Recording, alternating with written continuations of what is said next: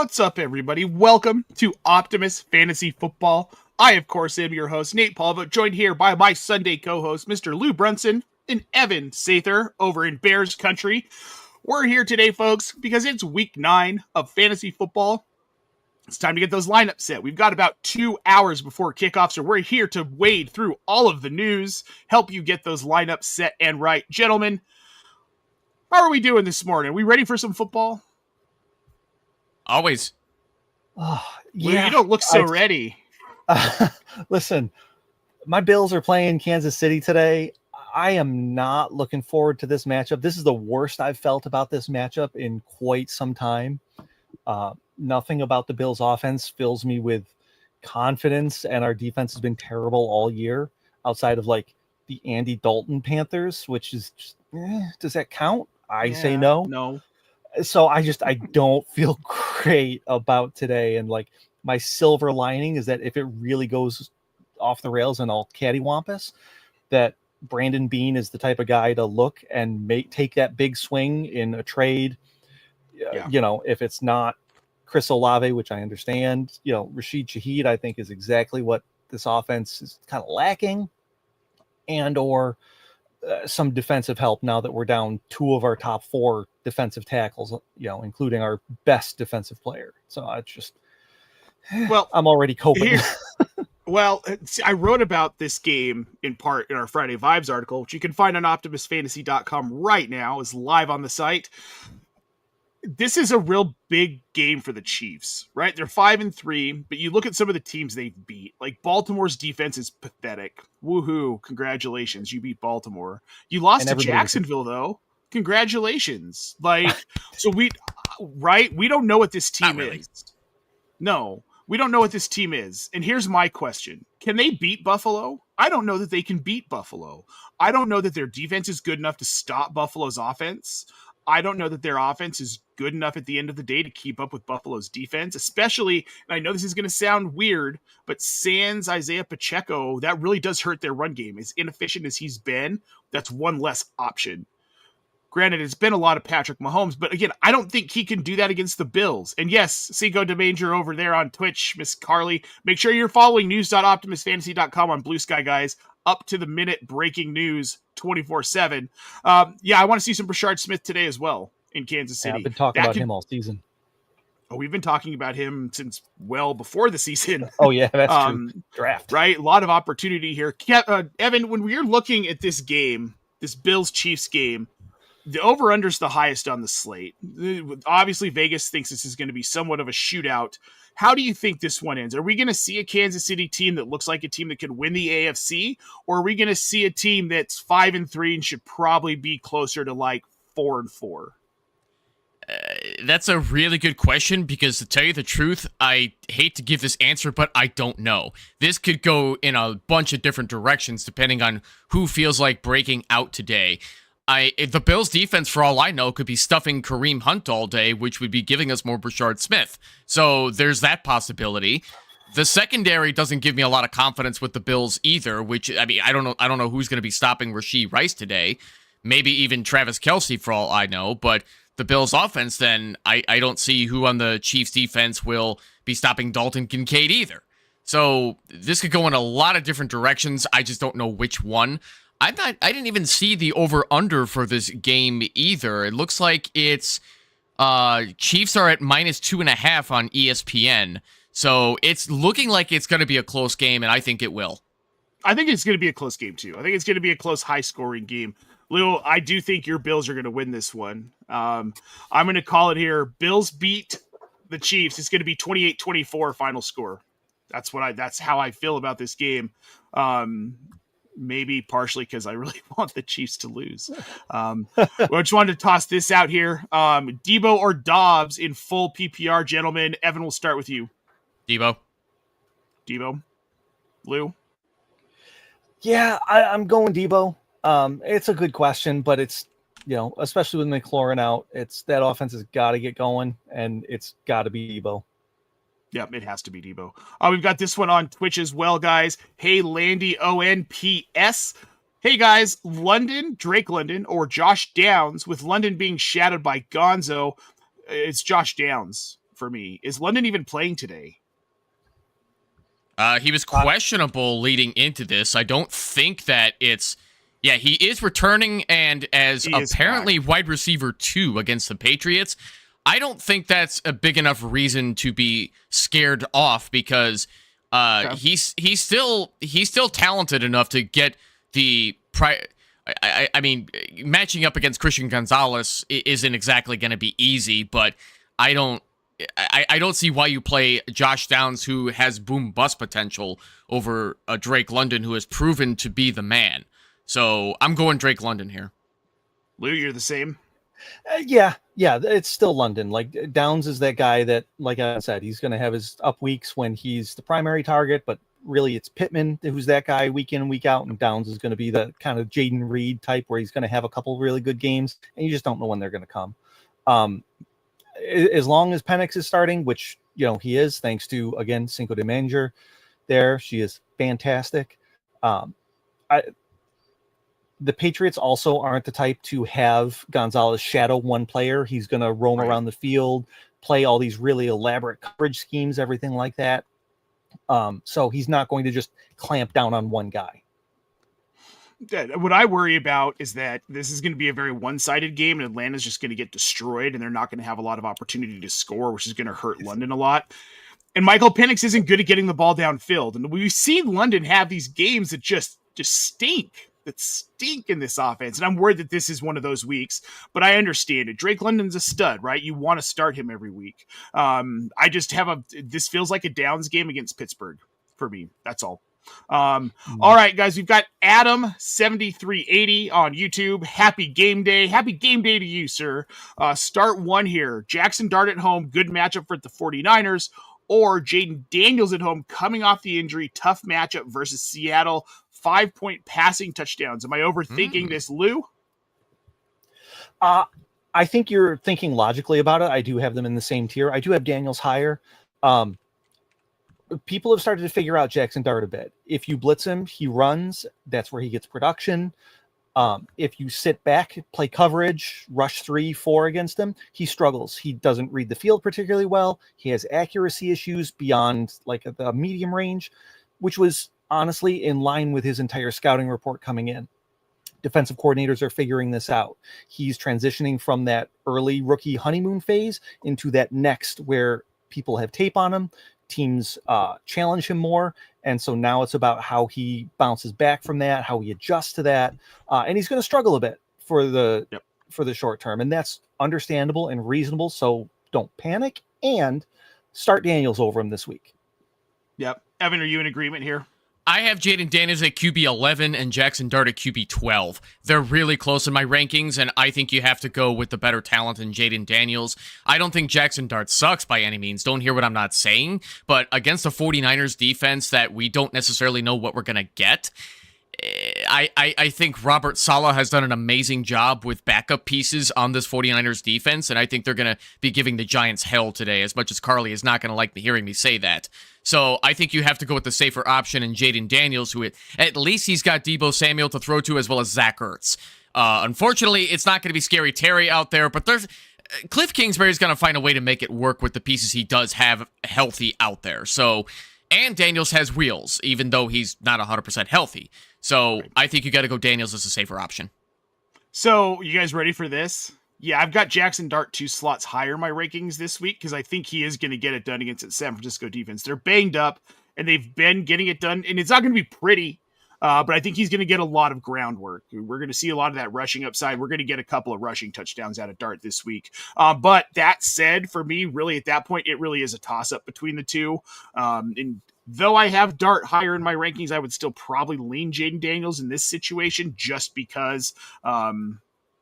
because I like to contradict myself in my rankings. It's all fun and games, right? I just want to toss this out here. Our news manager, Miss Carly, is letting us know here inactive she's waiting for in the next 10 to 15 minutes here. We'll get Joe Flacco, Brock Purdy, and Dalton Schultz. Now, if Purdy is active, though, he's not starting. They've already said Mac Jones will be starting. Go for it. Flacco is playing. I think he's, I assumed he was playing. Yeah, it was confirmed that he's playing, and we'll see how well that AC joint sprain holds up. If my Bears defense gets to him, I don't know if we're gonna see Jake Browning. We'll see. Yep, we'll see. All right, we've got the Doza 1 on Twitch. Pick 2, Dobbins versus the Texans. David Montgomery versus the Vikings. Trevion Henderson, Sans Ramondre Stevenson against the Falcons. Zach Charbonnet against the Commanders. Evan, let's start with you. Great question. I'm sure you'll agree with me on this, Nate, but I definitely don't want to pick Dobbins if I can help it against a tough Texans defense. Yeah. David Montgomery against the Vikings, I think we'll get some sneaky red zone play. Trevion Henderson, I'm not ready to trust yet, even against the Falcons that love to disappear for completely unknown reasons on defense. I'm not ready to be starting him at this time. Charbonnet is at least good for flex value against a very beatable Commanders defense. So if I had to go for two of them, I think I'm going to go crazy and pick Monty and Charbonnet. And it doesn't feel good to say that. Lou, where are you at on this one? I've got Montgomery significantly higher than any of the others, mostly because Minnesota's a terrible run defense. And just by the way their defense works as it is, they kind of filter teams, encourage teams to run the ball. And we know Detroit loves to do that. So yeah, Montgomery, easy one. The others, I do have Dobbins highest. I understand that Houston's defense is very good. The thing that they are not is big. So if you can beat their speed with power, which Denver can, I think Dobbins can have success. I don't trust New England's backfield management, Josh McDaniels, Mike Vrabel. I think Terrell Jennings, Dearness Johnson are going to get a lot more work than anybody wants to see today, and the tilt will be real. And Charbonnet, if he gets in the end zone, that's great. And if he doesn't, you're kind of left with nothing with starting him. Dobbins will get you something. So that's why I have Montgomery and Dobbins as your best two options. So I'm with you, Lou. However, I can make the case for Charbonnet as well. The only player on this list that I cannot make a case for starting today is Trevion Henderson out of this group. Because again, this is New England, and Josh McDaniels notoriously just likes to spread the ball around regardless of who he has in the backfield. It doesn't matter what talent he has. It's going to get spread out. So I really think look, Montgomery's the must start. I was telling people all day on Reddit yesterday, they were asking me if they should start Monty. You got to start Monty this week against the Vikings. Division game, right? Like, this is important, and JJ McCarthy's going to get beat down, and Detroit's going to run the ball a lot today. So, I mean, that's just the way it's going to be here. We've got Tyler Sperry over on YouTube, guys. Thoughts on Nico Collins coming off a concussion versus Denver? I think he's going to struggle a lot. Tyler, I don't know if he will or not. Pat Surtain's out, right? So their big blanket coverage corner, who wasn't necessarily going to be shadowing Collins all day, but he was going to be affecting Collins' routes throughout the day, not there. PJ Locke and Riley Moss are very good cornerbacks. However, I like Nico Collins today. Lou, am I crazy? I don't think you're crazy. I'm concerned about Nico Collins and that the Denver pass rush is very good. The Houston offensive line is very bad. And I've seen signs from this Houston offense that I actually like over the last 6 quarters or so. They've been able to find that downfield space that has really been lacking for literally the last year and a half. And that was without Nico Collins last week, at least, thanks to that concussion. So I'm still rolling Nico Collins out there. If you have better top tier options, by all means do so, but they really need to be top tier options, not these wide receiver 3 flex boom bust types. Yep. I've still got him at wide receiver 17. My concern is just that the production is going to be a little bit less, but still wide receiver 17, you're starting him no matter what. Evan, how do you feel on Nico Collins? I'm definitely higher than you on Nico Collins this week. In PPR leagues, I have him at wide receiver 12. So I think he's going to do fine as the top target by CJ Stroud, because I don't think this is going to be a good game for Woody Marks and Nick Chubb. So CJ Stroud is going to have to get rid of the ball, and quickly, and Nico's the guy to help him out with that. I don't think this is a guy that you necessarily need to bench, Tyler. I think especially if you're in a 3 wide receiver league like I am, I'm in an 8-team 3 wide receiver league where I'm starting JSN, Jamar Chase, and Nico Collins. So, I mean, even then, there's no way you're benching Nico Collins. So go ahead, fire him up. And Tyler, I don't know if you can let me know. I've been calling you Tyler S. Perry. Is it actually Tyler Sperry? Let me know. Yeah, and like we know Collins is coming back from a brain injury, Tyler. Yeah. The typical concussion comeback. So yeah, I mean, you're firing him up today, right? He's going to get a full workload. It wasn't any sort of like body part injury, just, I mean, obviously the concussion. So they treat that, they give him full workloads after. Like it or not, that's how the NFL works. Kevin Haggerty, 7378 on YouTube. Pick 2, please, guys. This is for a flex. Nico Collins versus Denver. Cortland Sutton on the other side of this matchup versus Houston. Tyrone Tracy against San Francisco. Rico Dowdle against the Green Bay Packers. Ja'Cory Bill, Krosky Merritt versus the Seattle Seahawks. Evan, which tier are you picking on this list? I'm going to go Nico and Dowdle because the Green Bay Packers, they have gotten a bit better at stopping the run over the last year or so, but I don't think it's going to be enough to stop a Rico Dowdle who's very explosive, and the Packers are not necessarily great tacklers either outside of, damn it, I'm having another brain fart. Who did they just trade for? Micah Parsons. Parsons. This happens. This happens to be every show. I'm sorry, folks. But anyway, so I don't... Outside, Micah Parsons is going to have to be chasing down Rico Dowdle a lot, but he's not going to get to him in every play. I think Carolina is going to do some damage on the ground against him, and like we were just talking about with Nico Collins, with no Patrick Surtain to cover him, I don't think Denver's secondary is going to at least stop him in the short passing game, just because Nico's going to have to get open very quickly to get the ball out of C.J. Stroud's hands. So I think you're definitely picking those two. I mean, I love me some Cortland Sutton, but we're starting to see the emergence of other wide receivers in that offense, like Troy Franklin. Tyrone Tracy, I do not want to start ever if you can help it because he sucks.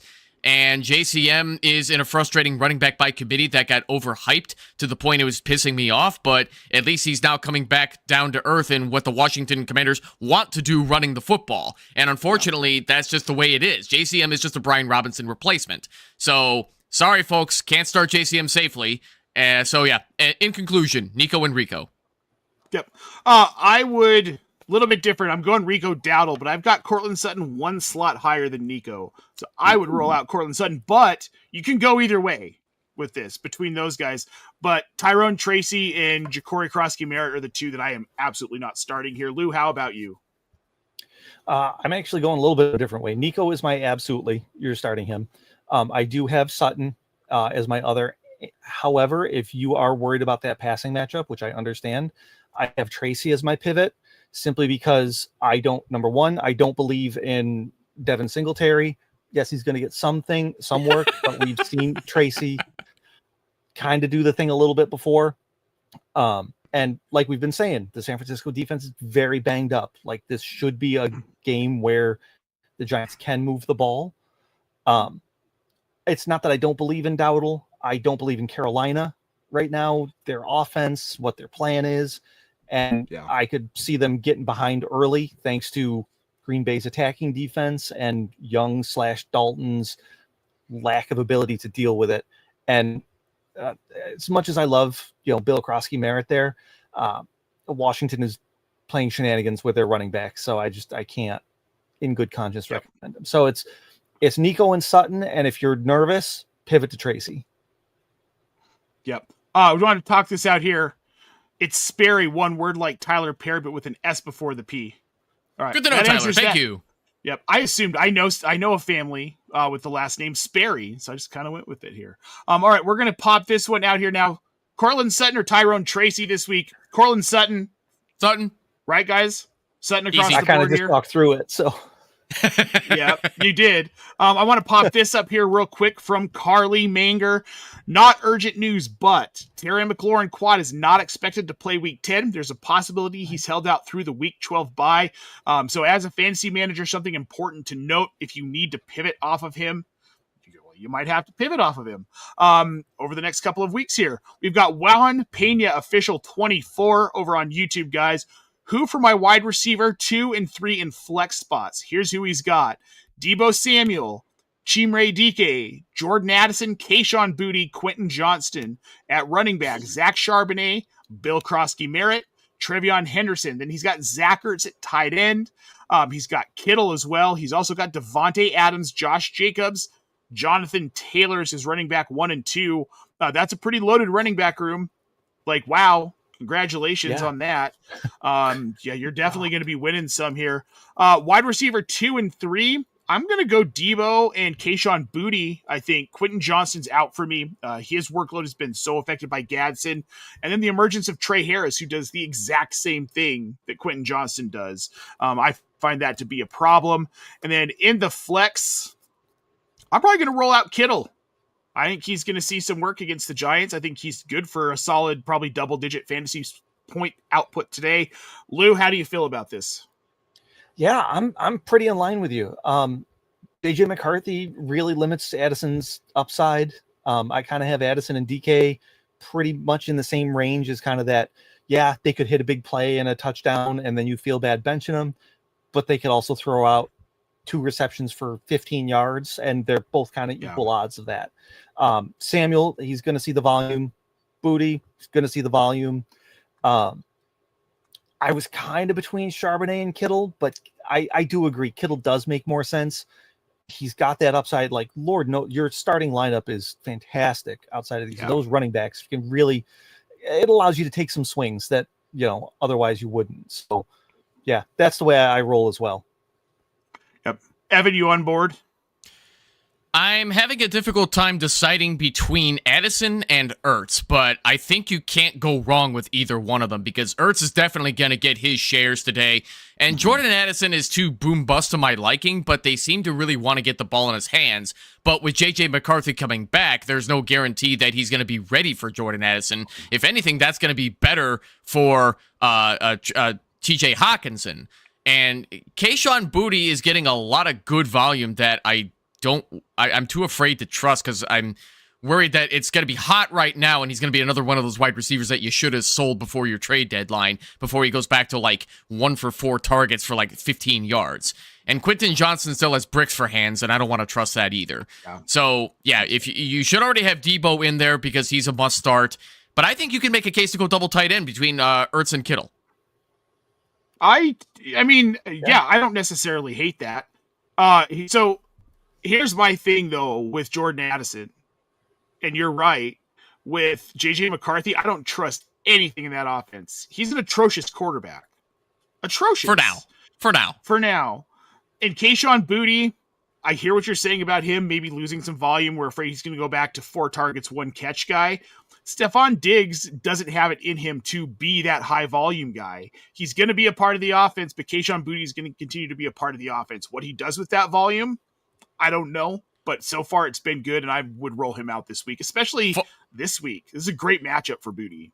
Yeah, falling into the end zone is what is saving his value right now because he's already not even seeing more than 5 targets. The most volume he's had was week 1 against a really weak Raiders secondary. And otherwise, his floor is basically 3 targets. And if he doesn't fall in the end zone, you're looking at low-end flex value, which is why I do not want to trust Boutte. Sure, I get it. Want to toss this one up here. Mr. Doug Royer, father of my Thursday show co-host. Thanks for tuning in over there on Facebook, buddy. Much appreciated. Yeah, the situation in New England is interesting. Well, let's talk about this for a second here as we're waiting for more questions to come in. Sure. I'm not sure what to think about because Drake May is really good, right? And he's not being talked about as being as good as he's been. Like, it's somehow under the radar. He's just performing so freaking well. Top 5 quarterback, in my opinion, right now in the league. But the rest of this offense is so weird around him. Is that why we're not talking about Drake May? Like, are we waiting for this to kind of like mellow out? 'Cause you look at the offense and there isn't that elite talent all the way around him. Your best part is Stephon Diggs, who's 33. Lou. I don't think... Oh, go ahead, Lou. Oh, no, you're fine. Go ahead, Evan.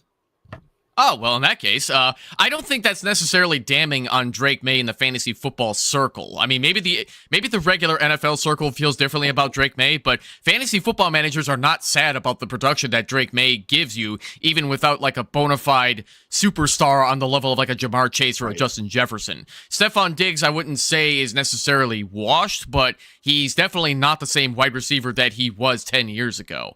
So, and he's already got 10 seasons under his belt, and it's really difficult for wide receivers to produce the way they did as a rookie after all that time, after a full decade. You know who I think is going to be stealing a lot more volume from Kayshon Boutte? Mac Hollins, baby. He had 7 of 7 for 89 against the Cleveland Browns, who have a really good secondary, I might add. So I would look for Mac Hollins to be taking more volume from Kayshon Boutte, and I think he's going to be a guy we're going to be talking on Monday on the Waiver Wire Show. I wouldn't be surprised. I love Mac Hollins. He doesn't wear shoes anywhere except when he's playing football. I feel like he'd probably play football without shoes on too. I just remember seeing him on NFL Network and he put his feet up on the table while they were talking. They were disgusting. That's a real football player. Yeah. I just want to pop this out here. Flacco is officially active. The news has dropped. He will be playing, as we kind of talked about earlier here. Trey Hendrickson over in Cincinnati is inactive. That makes it easier for my Bears. Woo! Yep. Yeah. Mike McGregor over there on YouTube, Mr. Draft Buddy himself, saying Bills should have kept Mac. They should have. Mac Hollins, he's Hunter Renfrow plus. Can I say that? Does that make sense? Like, I essentially feel like that's who he is. He's a better Hunter Renfrow.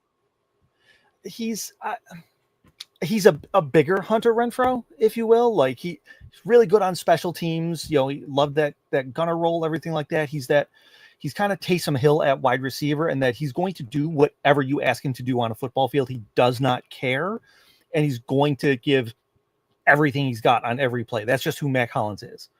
And he's a wild character, like Mike says. Mac Hollins, I feel like he's a Popeye's biscuit away from playing tight end. He's a big dude at 221 pounds.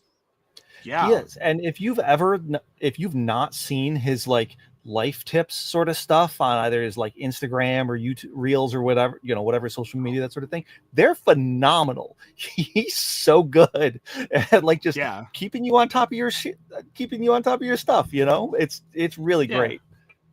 Yeah, no, we love Mac Hollins here. Big fan. And speaking of Mac, Kevin Haggerty wants to know, what about Mac Jones, guys? Would you play him over Bryce Young this week, Lou? Yes, absolutely. That New York Giants secondary does not scare me.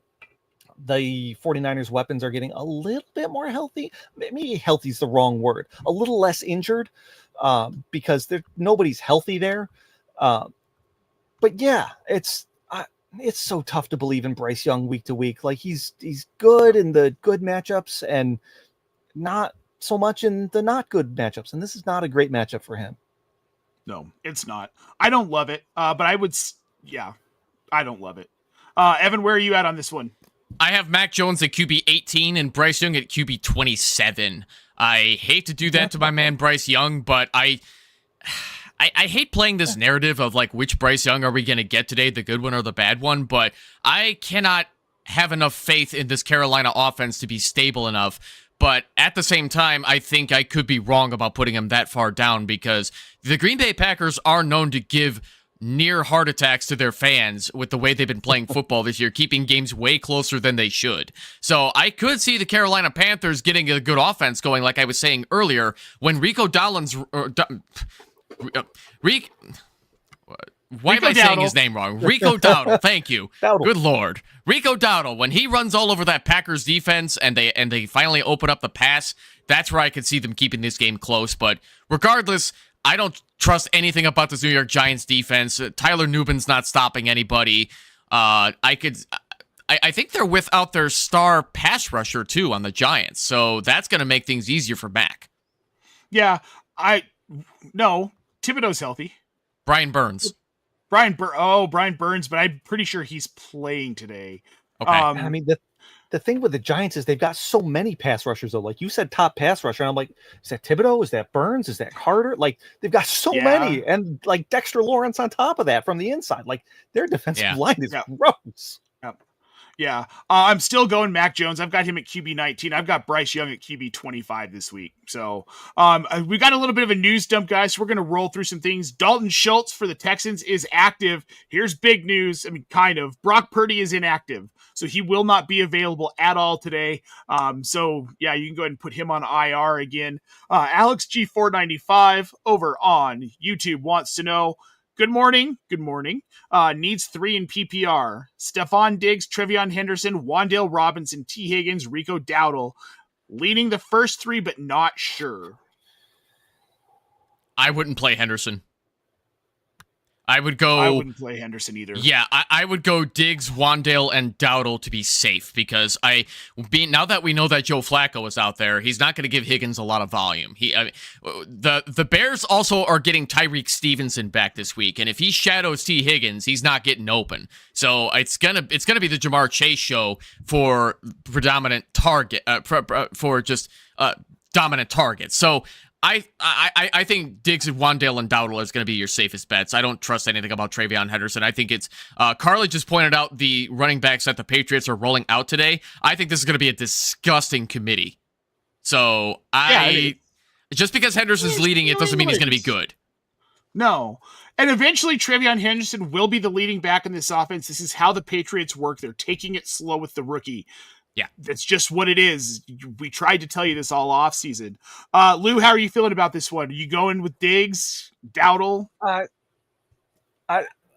Diggs and Wandale Robinson are my definite two. I think it depends a little bit on your matchup here. I'm between Higgins and Dowdle for all the reasons that the other two have discussed already. I'm really nervous about Joe Flacco this week. AC injuries are no joke for quarterbacks, especially in their throwing shoulder, which is what this is. They normally miss like 2+ weeks, and he's just rolling right back out there at the age of 40 Methuselah. I'm worried that we could see Carson Wentz last week's situation with him, where he's out there with 2 bad wings, can't throw the ball, and we end up seeing Big Browning in there, and we've seen that play out this year already. We know how that goes, and that's ugly for everyone. So, that's my worry with Higgins. And if Flacco is okay, like Evan mentioned, Higgins' target percentage is way down, but he still has that touchdown upside, which I don't really think many others really have. Yeah. So it depends on what you need. If you need that Hail Mary, you're chasing points, you played against Lamar Jackson and Mark Andrews on Thursday night, and just, oh my God, you're up against it. I understand getting Higgins because he's got probably your highest upside. That said, I think Dowdle is your non-zero. T. Higgins is a 0. So if you just need to hold serve, that sort of thing, close matchup, roll with Dowdle. You need that Hail Mary. T. Higgins is literally your best option. Yep. I just wanted to toss this out here. Brian Burns is active today, so keep that in mind in this Giants 49ers matchup. We've got True Jimbotron over on Twitch. Should I start Kamani Vidal or Lad McConkey at flex and full PPR? Evan, which side of this do you want? I don't see True Jimbotron how you even have this issue. How are you not able to start both of them, man? What does your team look like? They must be really damn good. That's fair. That's a good question. Yeah, that's a fantastic question as well. Well, Tennessee can't stop anybody on offense or defense. And it's the league. I mean, I don't necessarily agree with that. The Titans are the league's softest defense, but they're really far down there. They don't stop much on the ground. So, being that this wide receiver room is pretty crowded and the Chargers could get up early against the Titans, I think you got to roll Vidal out there at flex to be safe, because if they just run the ball for the rest of the second half, it's probably going to be Vidal. Just for some context here, my team is very stacked. His other running backs are Bijan Robinson and Devon Achane. At wide receiver, he's starting JSN and Rashee Rice. Ooh, buddy. Wow. Yeah, okay. I'd go Vidal. Start Vidal. I think he has the higher ceiling of these two guys in this game. I've liked Kamani Vidal since he came out of college. Yeah. So, we just want to toss this out here. Alex 6945. Thank you guys. Probably going to roll with Higgins for the ceiling play. So there we go. I like how you said 69. Did you say 69 on purpose? Because it's 6495. Or actually, Alex G495. I don't know. Who knows? I'm tired. Yeah. What a team, True Jimbotron. Good job.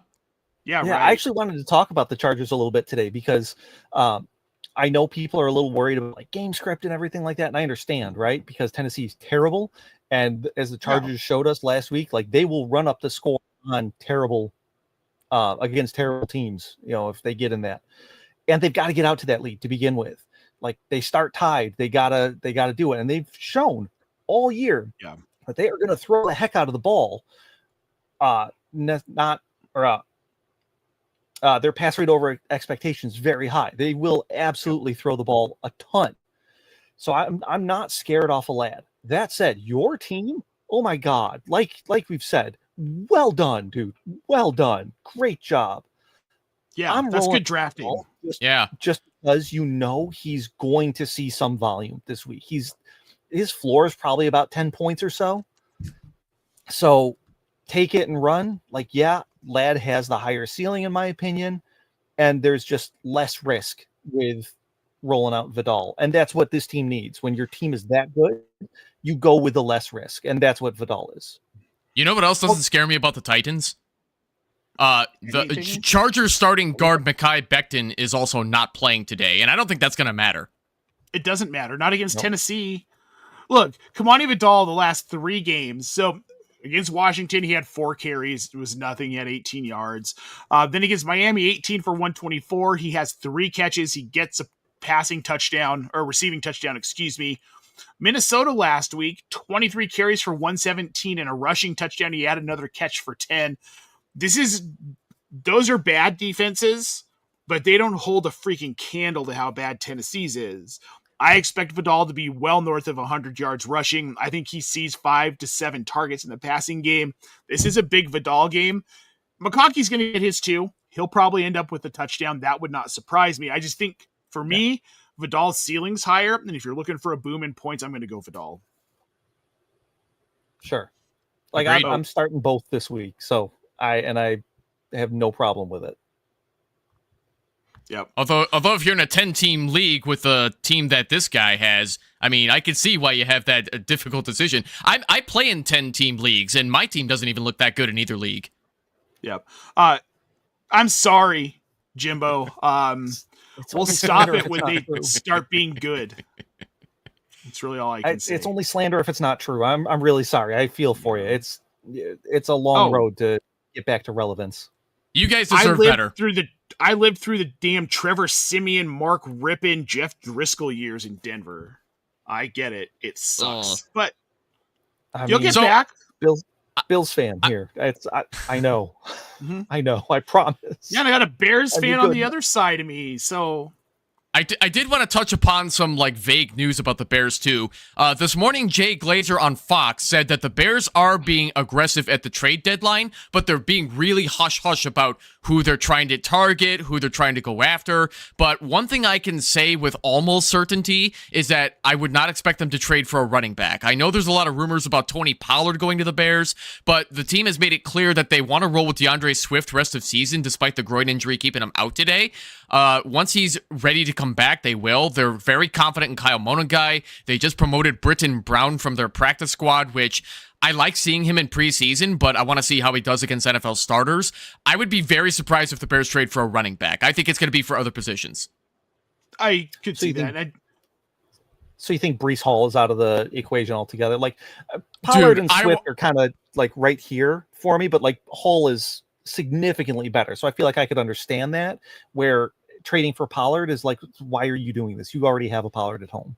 Yeah, exactly. And man, don't tease my heart. I would love to see Breece Hall come to the Bears, but I just don't think it's happening. I don't think the Jets have shown enough interest in trading him, but I don't think he's off the table. But I just don't think the Bears are going to get him.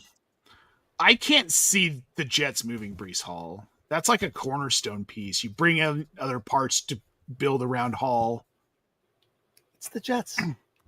It's the Jets. That's all I can say. Yeah, you make a good point. Woody Johnson probably had his kids work through some prospective trades on Madden to figure out exactly what they're going to do. Because if they'll take it in Madden, they'll take it in real football, because those ratings are very, very indicative of real performance in the NFL.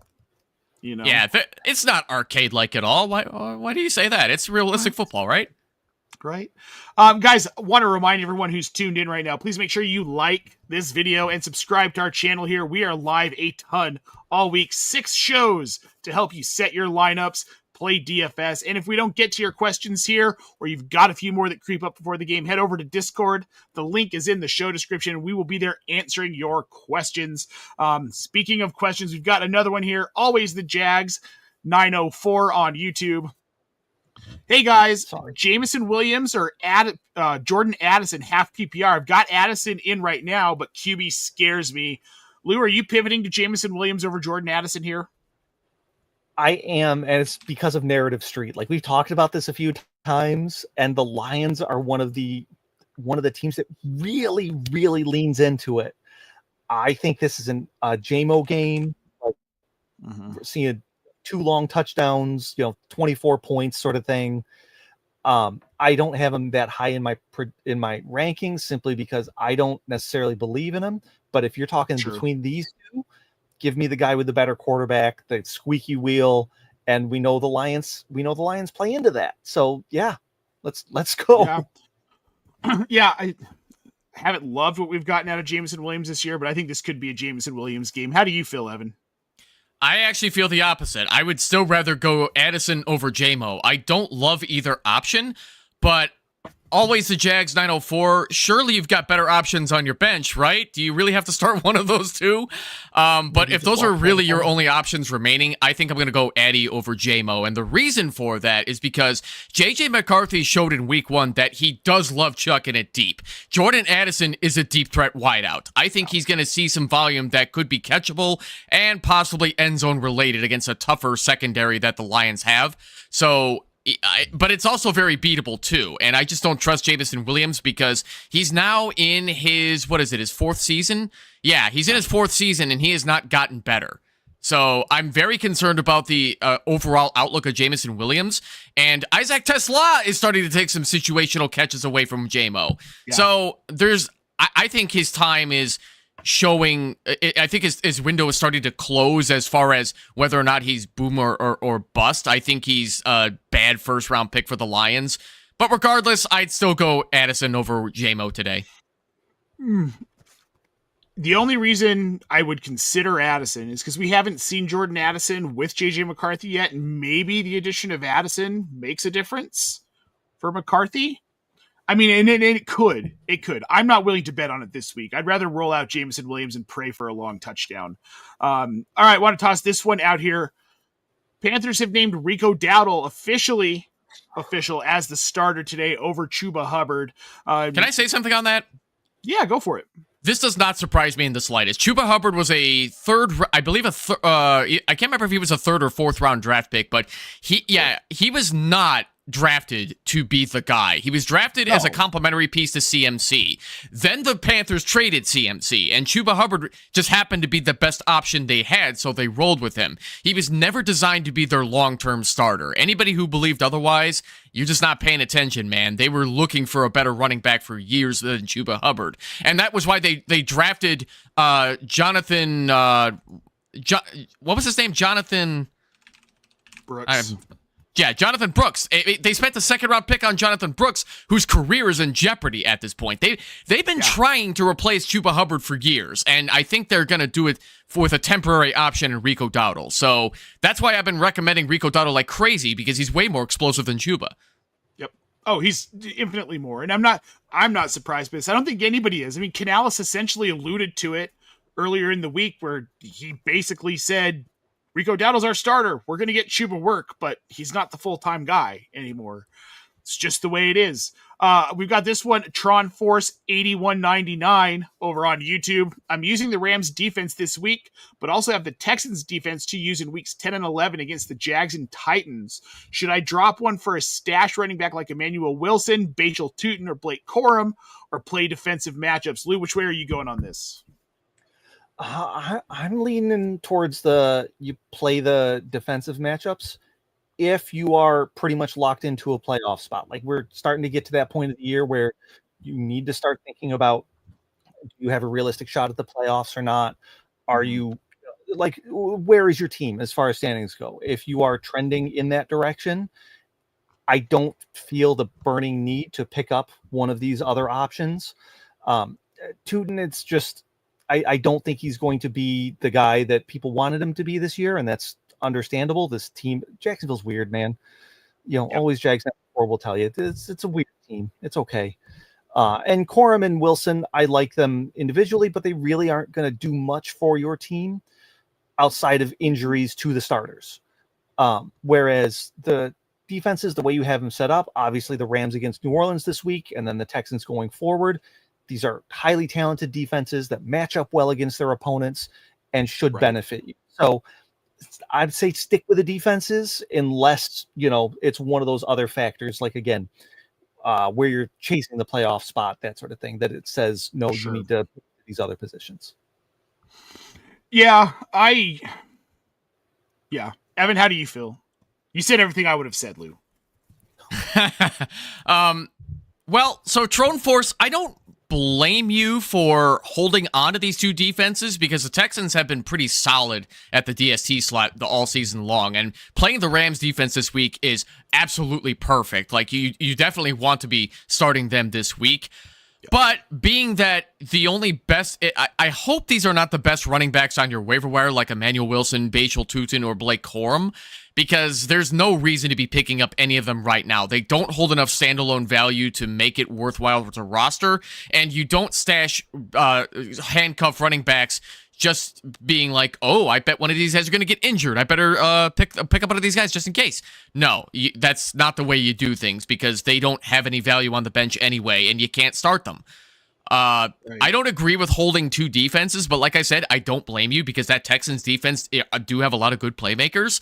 But I would also say the Texans defense is not something you really need to hold on to. If there's other options on your waiver wire that are better, I'd love to hear about it. And are we saying your name right, by the way? Is it Tron Force 8199 or is it Tron Force? I've heard both. Oh, that's a good question. I just say Tron, but it probably is Tron, huh? Just saying. I don't know. Well, we'll find out here. J Rogers 2 on YouTube. Rico Dowdle or Trevion Henderson? Dowdle. Rico Dowdle. Lou? Yeah, this is Rico Dowdle. You cannot make me trust Josh McDaniels. He's there with Sean Payton for me. You cannot make me trust them, and I will not. No, me either. Nope. I think it's fair to say we're all off Trevion Henderson today. Just as a whole. So if you're curious what to do about Trevion Henderson, the answer is put him on your bench. Yeah. I think that's where we're at here. Before we get out of here, guys, the time is nigh. It's ready. There's time for everyone to go set their lineups, and I'm ready to go set mine as well. But before we get out of here, I want to pop this graphic up here just so everyone can see here players who are game time decisions still today. We've got Kyler Murray, Alvin Kamara, and Rashid Shaheed officially out before you set those lineups. Brock Purdy, Ramondre Stevenson, DeAndre Swift, Luther Burden, Terry McLaurin, Ricky Pearsall, Calvin Ridley, Marvin Mims, Josh Palmer, Isiah Pacheco, Hassan Haskins, Travis Hunter, and Dontavian Wicks. Everyone be aware and check out news.optimusfantasy.com on Blue Sky. You can find that graphic as well to help get you through your Sundays. While you're here, make sure you like this video and subscribe. We appreciate it, guys. It's been a blast, a great Sunday morning of Start Sit. We're going to let you get out of here so you can get those lineups set, those DFS rosters set, ready to win some money. We hope we were helpful. For Lou Brunson and Evan Sather, I'm Nate Polvogt, guys. Good luck in Week 9, and we'll see you next Sunday.